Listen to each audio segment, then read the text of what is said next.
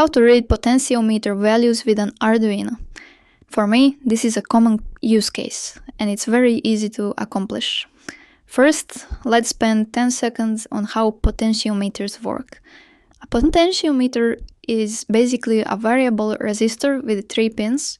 The 2 outer pins connect to power and ground. The middle pin, the Viper, slides along a resistive track, so as you turn the knob, it outputs a voltage somewhere between 0 and 5 volts. So knowing that, we can connect potentiometer pins to appropriate Arduino pins, left pin to 5 volts, right pin to ground, and the middle Viper pin to A0, or any analog input will work. Upload this sketch and code you can find on my website or GitHub.